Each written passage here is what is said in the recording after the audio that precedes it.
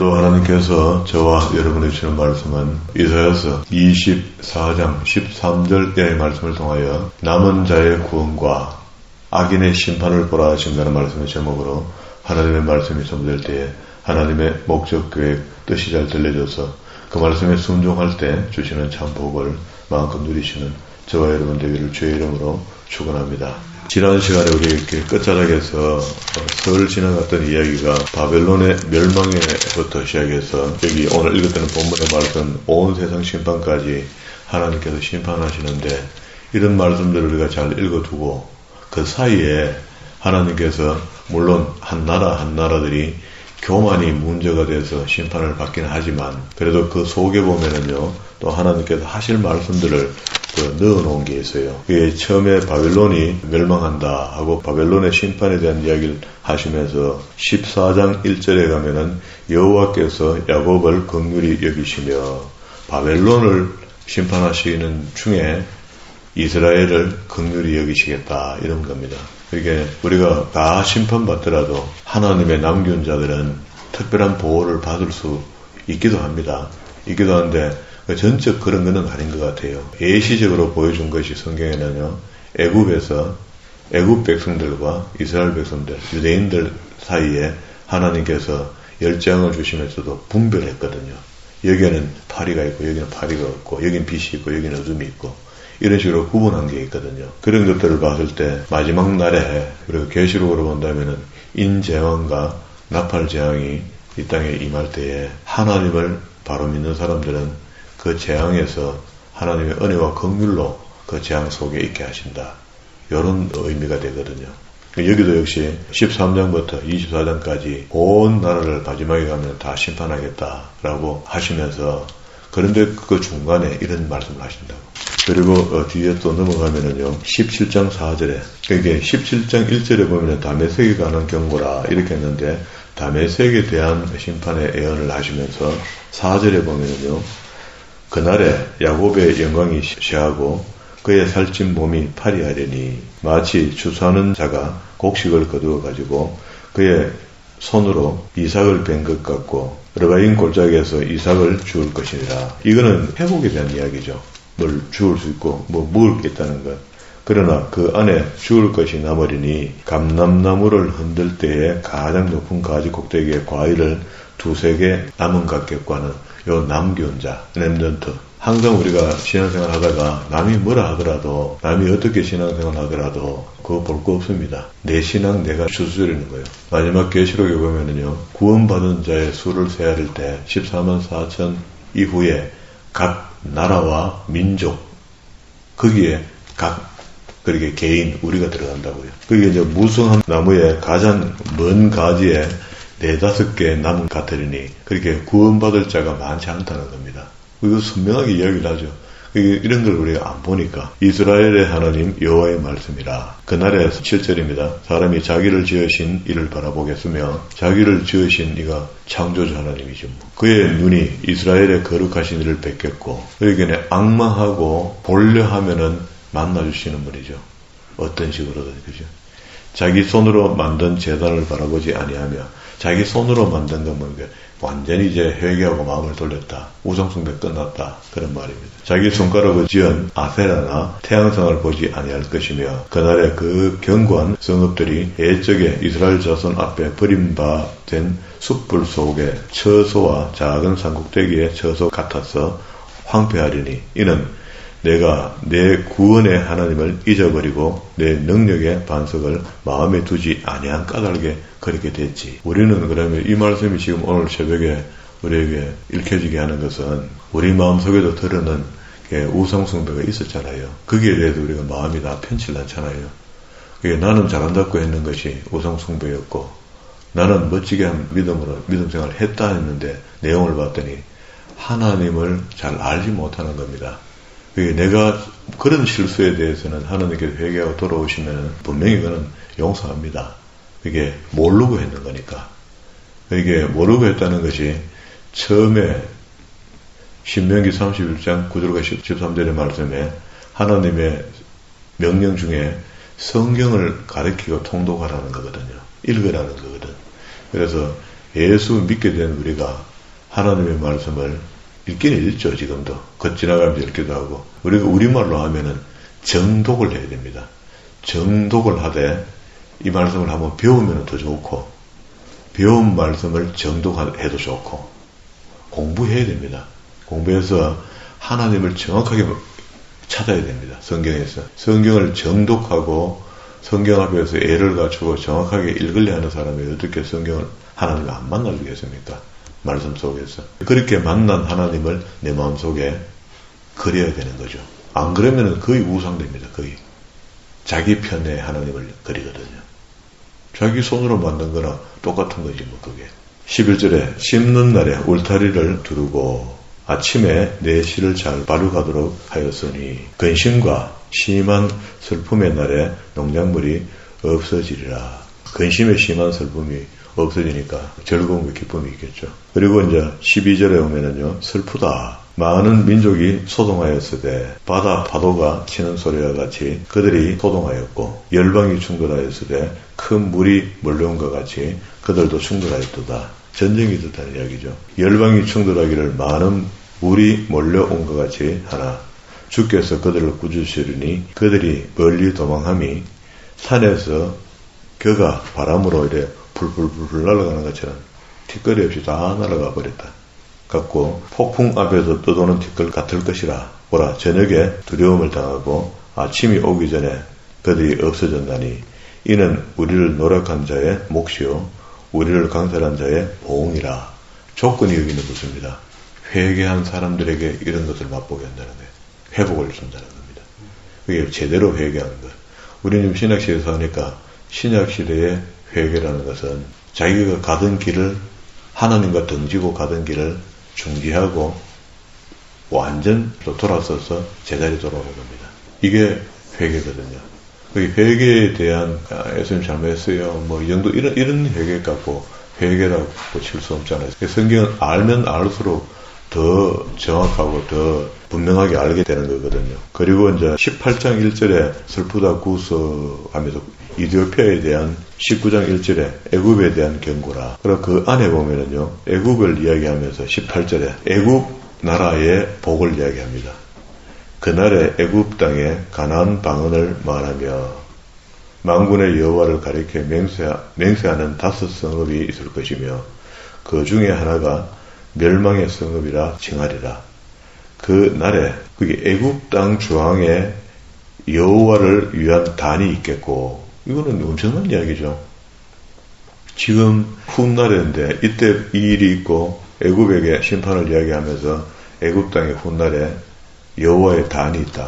우리 지금 요즘 같은 교회가 생긴다 그런 말입니다. 이것이 애굽 땅에 만군의 여호와를 위하여 징조와 증거가 되리니 이는 그들이 그 압박하는 자들로 말미암아 여호와께 부르짖겠고 여호와께서 그들에게 한 구원자이자 보호자를 보내사 그들을 건지실 것인데 여호와께서 자기를 애굽에 알게 하시리니 그날에 애굽이 여호와를 알고 그날에 어떠한 날이죠. 이것도 하나님만 아시는 고요한 날이 되들 겁니다. 그리고 훗날에 이런 일이 벌어지는데 제물과 예물을 그에게 드리고 하나님께 드리고 경배, 예배가 있다는 겁니다. 이게 어떤 날에 애굽이 심판받는데 심판받고 난 뒤에 그 속에 남은 자들 중에 일부분이 하나님을 경배하고 하나님께 예배하고 예물을 드리는 그런 일이 벌어지는데 현재 지금 애굽에 보면은요, 우리가 살고 있는 시대에 애굽에 보면은 애굽 안에 곱디교가 있습니다. 얼마 전에 해외 방송에 한번 나왔는데 곱디교 예배하는 장소에 이슬람 사람들이 폭탄을 던져갖고 많은 사람들이 휘성되고 죽고 이런 거 있죠. 그 곱디교입니다. 그 곱디교가 현지에서 한 5% 돼요. 5%가 하면 상당히 많습니다. 꽤 됩니다. 이 사람들이 여기 제물과 예물을 드리고 하나님을 경배한다. 이 말씀이 기록되고 훗날에 응답되었고 우리는 응답된 그 사람들을 지금 보고 있는 거죠. 곱디교를. 그 여호와께 서원하고 그대로 행하리라. 여호와께서 애굽을 치실지라도 치시고는 고치실 것이므로 그들이 여호와께로 돌아올 것이라. 여호와께서 그들의 간구함을 들으시고 그들을 고쳐주시리라. 그렇게 애절게 간구하는 것, 마음을 다하는 것, 그때 하나님의 치료가 필요하다. 일방적으로 우리가 징징거리고 뭐 이렇게 한다고 하나님이 그것 때문에 아주 그렇지는 않는 것 같아요.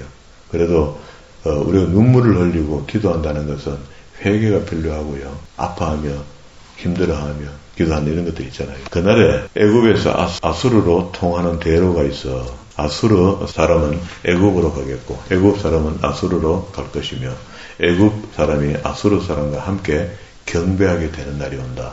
이게 아수르도 612년에 결국 멸망하거든요. 멸망하는데 멸망이 끝이 아니다는 겁니다. 그 속에 남겨온 자들이 있다. 24절에 그날에 그다음에 이제 어떤 날인가 내용을 보면은 큰 평화가 오는 날인데 그날에 이스라엘이 애굽 및 아수르와 더불어 셋이 세계 중에 복이 되리니 그 이슬람 지역에 있는 사람들 중에 아수르 사람들, 남은 사람들, 애굽의 남은 사람들, 이스라엘의 남은 사람들과 함께 이는 만군의 여호와께서 복을 주시며 이르시되 내 백성 애굽이여 내 손으로 지은 아수르여 나의 기업 이스라엘이여 복이 있을지어다 하실 것입니다. 20장 1절로 넘어왔습니다. 여기는 이제 애굽과 구스에 대한 이사야가 행위 예언을 하는데요. 그 나라 심판도 이야기하지만 그 행위로 뭘 예언해 주는데 아수르 사르곤 왕이 다르단을 아수옷으로 보내며 그가 와서 아수옷을 쳐서 취하던 해니라. 그때 여호와께서 아모스의 아들 이사야에게 말씀하여 이르시기를 그게 이 책을 쓴 이사야에게 행위 예언을 하나 하라는 겁니다. 지금 내 허리에 배티를 거르고 내 발에서 신을 벗으라 하시매 그가 그대로 하니 벗은 몸과 벗은 발로 다니니라. 선지자인데 거룩을 떠나고 옷을 벗고 맨발로 좀 다니는 그런 상황이 되었습니다. 여호와께서 이르시되 나의 종 이사야가 3년 동안에 벗은 몸과 벗은 발로 다니며 애굽과 구스에 대하여 징조와 예표가 되게 해라. 이게 벗은 몸으로 벗은 발로 맨발로 다니는 이런 모습을 보여주면서 그거 니 뭐 하는 거고 이렇게 하면 너가 이래 된다. 네, 그런 말입니다. 그 너가 누구? 애굽과 구스. 이와 같이 애굽의 포로와 구스에 사로잡힌 자가 아수르 왕에게 끌려갈 때에 젊은 자나 늙은 자나 다 벗은 몸과 벗은 발로 볼기까지 다 드러내고 그게 옷을 다 벗긴 채 데리고 갔다. 애굽의 수치를 보이리라. 그들이 바라던 구스와 자랑하던 애굽으로 말미암아 그들이 놀라고 부끄러워할 것이라. 누구? 이스라엘이 애굽을 도움을 받고 구스에게 용병을 얻고 이런 것들이 망해서 잡혀가는 걸 보면은 부끄러워할 일이 생길 것이다. 현재 이사야가 몸설교를 할 때는 모르죠. 이런 일이 안 당했죠. 아직. 뒤에 당할 일을 미리 예언하니까. 6절에 그날에 이 해변 주민이 말하기를 우리가 믿던 나라 우리가 아수르 왕에게 벗어나기를 바라고 달려가서 도움을 구하던 나라. 그게 무슨 일이 생기면은 하나님은 하늘의 하나님을 바라보라고 이야기하는데 이 백성들이 어쨌습니까? 애굽이 내려오면은 아수르를 바라보고 도와달라고 하고 아수르가 내려오면은 애굽에게 원병을 구했단 말이야. 그 돈 갖다 주고 그게 도움을 구하던 나라가 이같이 되었은즉 우리가 어찌 능히 피하리요. 은행을 찾아가고 뭐 당연히 경제 실sem이 되어 있으니까 빌려서 쓰기도 하고 하죠. 근데 그런 것들이 필요하게 되면은 제일 먼저 하나님께 기도하라는 겁니다. 이 사람 저 사람 쫓아다니면서 돈 빌려 다니지 말고 하나님이 공급하는 은혜가 최고 안전한 은혜다. 그런 이야기죠. 그리고 21장에는 이제 바벨론이 두 번째 바벨론에 대한 멸망을 이야기합니다. 그리고 11절에 두마의 멸망에 대한 이야기, 21장 13절에 아라비아, 22장 1절에 환상의 골짜기 했고 지난 시간에 내가 유다의 멸망에 대한 이야기를 했죠. 그래서 유다는 왜 이렇게 갑자기 이스라엘 멸망을 자꾸 이야기하다가 유다도 섞어서 이야기하는 것이요. 8절에 보면은 그가 유다에게 덮였던 것을 벗김에 그날에야 내가 숲을 곳간의 병기를 바라보았고 너희가 다윗성 무너진 곳이 많은 것도 보며 너희가 아랫목에 물도 모으며 또 예루살렘의 가옥을 개수하며 그 가옥을 헐며 성벽도 견고하게 하며 너희가 또 목에 물을 위하여 두 성벽 사이에 저수지를 만들어갖고 물을 보호했단 말이죠. 그러나 너희가 이를 행하신 이를 앙망하지 아니하였고 그렇게 그 예루살렘 성이 800고지 산이거든요. 산인데 그 안에 거기서 살 수 있는 모든 지리적 기반을 하나님께서 닦을 수 있는 지혜를 주셨는데 그 고마움도 모른다는 거예요. 우상에게 절을 하고 있으니 그런 것을 이야기하면서요. 그 안에 15절에 가면은요. 셈나와 엘리야김이라는 두 인물을 설명하면서 예언하는데요. 주 만군의 여호와께서 이르시되 너는 가서 그 국고를 맡고 왕국을 맡은 자 셈나, 이게 나라의 큰 일을 보는 사람인데요. 지금 같은 총리나 뭐 이런 사람 되겠죠. 이러기를 내가 여기서 무슨 관계가 있느냐, 여기에 누가 있게 여기서 너를 위하여 묘실을 받느냐. 그러니까 나라가 어려운데 자기 그 조상 묘 만들고 그게 안 맞는 일을 한다는 겁니다. 쉽게 이야기하면 교회 건축한다고 하는데 자기 집 짓고, 그게 어느 게 중요한 걸 모른다는 거야. 그런 사람들 꽤 있습니다. 높은 꼭대기에 자기를 위하여 묘실을 받고 반석에 자기를 위하여 처소를 쫙 내었도다. 나 여호와가 너를 단단히 결박하고 장사같이 세게 던지되 멀리 던진다.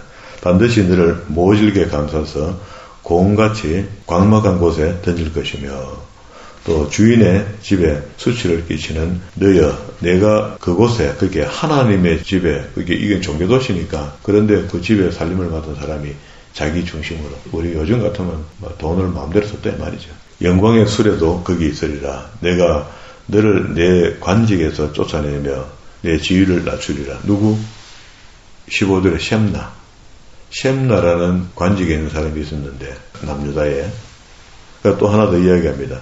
그날에 내가 힐기야의 아들 내 종 엘리야김을 불러가, 이것도 역시 왕궁의 책임져 일하는 사람입니다. 이게 왕궁의 곡간을 맡고 있는 그런 사람들이다 이 말이죠. 재정장부를 맡고 있는. 내 옷을 그에게 입히며 내 띠를 그에게 띄워 힘있게 하고 내 정권을 그의 손에 맡기려니 그가 예루살렘 주민과 유다의 집에 아버지가 될 것이며, 내가 또 다윗의 집에 열쇠를 그 어깨에 두리니 그가 열면 닫을 자가 없고 또 닫으면 열 자가 없으리라. 못이 단단한 곳에 박힌같이 그를 견고하게 하려니 그가 그의 아버지의 집에 영광의 보좌가 될 것이요. 누구와? 엘리야김은 이렇게 쓴다는 겁니다. 앞에 잘못했던 셈나는 근데 이런 상세한 일을 하나님 어떻게 하셨을까? 그러면 지금 우리가 그 정치 1번지에 있는 사람들이 잘하고 못하는 것을 지금 하나님도 다 알고 계시겠다, 그죠? 그래서 언제든지 때가 되면은 징벌하게 하시겠다, 그죠? 다시 줄입시다. 교회도 역시 그렇겠다, 그죠? 교회에서 일 맡은 자들이 바르게 하는 사람은, 잘못하는 사람은 하나님이 결과를 이렇게 내고 있다, 그죠? 그래서 24절에 그게 닫으면 열 자가 없고 열면은 닫을 자가 없는, 이게 아주 정직하게 일을 잘했다 이 말이죠. 그의 아버지 집의 모든 영광이 그 위에 걸렸으니 그 후손과 족속되는 각 작은 그릇 곧 종지기로부터 모든 항아리까지 만군의 여호와께서 이르시되 그날에는 단단한 곳에 박혔던 못이 사거리니 그 못이 부러져서 떨어짐으로 그 위에 걸린 물건들이 부서지리라 하셨다 하라. 나 여호와의 말이라. 그렇게 이 나라가 어려워지고 우상숭배하고 희한한 일을 하는데 그 중에 또 이상한 짓을 하는 사람들이 있고 또 충성스럽게 일하는 사람도 있다. 그리고 23장 1절에 두로에 관한 하나님의 경고라 했고, 이 두로는 끝에 가면 회복된다는 이야기를 합니다.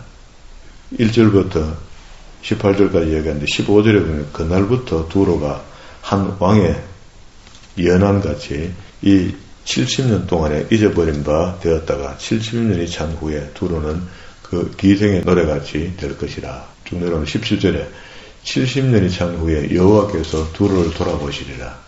두로 나라는 심판하시긴 하시는데 70년이 지나고 나니까 다시 그들을 회복시키겠다 이렇게 했고요. 그리고 이제 24장에 와서 온 땅을 다 심판하겠다. 보라, 여호와께서 땅을 공허하게 하시며 황폐하게 하시며 지면을 뒤엎으시며 그 주민들을 흩으시리니 백성과 제사장이 같을 것이며 종과 상전이 같을 것이며 여종과 여주인이 사는 자와 파는 자, 빌려주는 자와 이자를 받는 자, 이런 여기 있는 모든 기준이 내려가면은요 5절에 땅이 또 그 주민 아래서 더럽게 되었으니 이는 그들이 율법을 범하며 율례를 어기며 영원한 언약을 깨뜨렸습니다. 우리는 율법을 범하고 율례를 어기고 언약을 깨뜨리는 일을 안 해야 되겠죠. 이거 안 하는 걸 이야기하는데, 그러므로 저주가 땅을 삼켰고 그 중에 사는 자들이 정죄함을 당하였고 또 땅의 주민들이 불타서 남은 자가 쟤네밖에 안 남았다. 어느 나라 없이 다 이렇게 되는데 꼭 이스라엘이라고 율법에 해당되는 삶을 산다, 안 산다 이런 기준이 아니고 이스라엘이 아니더라도 법이 있을 거 아닙니까? 지금 모든 나라의 법이 성경에서부터 나왔습니다. 그리고 이제 오늘 읽었던 우리 13절로 내려오면은요, 본문을 읽었던 말씀이잖아요. 남은 자의 구원과 악인의 심판을 이야기하는데, 그러면은 13장부터 지금까지 온 세상을 다 포함해서 한 나라 한 나라 기명한 것은 이스라엘 중심으로 주변에 있는 나라들이고, 그리고 먼데 있는 나라, 우리가 지금 한국은 이 밑에 있잖아요.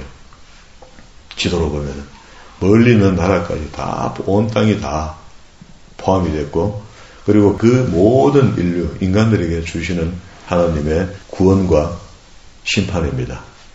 세계 민족 중에 이러한 일이 있으리니 곧 감람나무가 흔든같고 포도나무를 거둔 후에 남은 것을 줍는 것 같은 이런 일들이 벌어진다는 거예요. 14절에 무리가 소리를 높여 부를 것이며 여호와의 위엄으로 말미암아 바다에서부터 크게 외치려니 그러므로 너희가 동방에서 여호와를 영화롭게 하며 바다 모든 섬들에서 이스라엘 하나님 여호와의 이름을 영화롭게 할 것이라. 16절 땅 끝에서부터 노래하는 소리가 우리에게 들리기를 의로우신 이에게 영광을 돌리세 하는도다. 17절 땅의 주민들아 두려움과 함정과 올무가 내게 이르렀으니 두려운 소리로 말미암아. 그러니까 앞에 읽었던 본문 13절과 16절에는 구원에 대한 이야기고요. 모든 사람이 구원받을 자는 구원받는다. 그리고 17절에부터 땅의 모든 주민들은 두려움과 함정과 올무가 내게 이르렀다. 그게 죄인들로 살았던, 그렇게 하나님을 만나지 않았던 것 자체가 죄가 되거든요. 그런데 하나님은 한 사람도 빠짐없이 다 만나도록 해준다는 거예요. 알게 해준다는 겁니다. 자연의 계시를 통해서든지 아니면 성경이라는 특별 계시를 통해서든지 만나게 해주는데 우리 쪽에서 안 만난 거죠. 사람 쪽에서. 알면서도 피해간 거죠. 두려운 소리로 말미암아 도망하는 자는 함정에 빠지겠고 함정 속에서 올라오는 자는 올무에 걸리리니 이는 위에 있는 문이 열리고 땅의 기초가 진동함이라.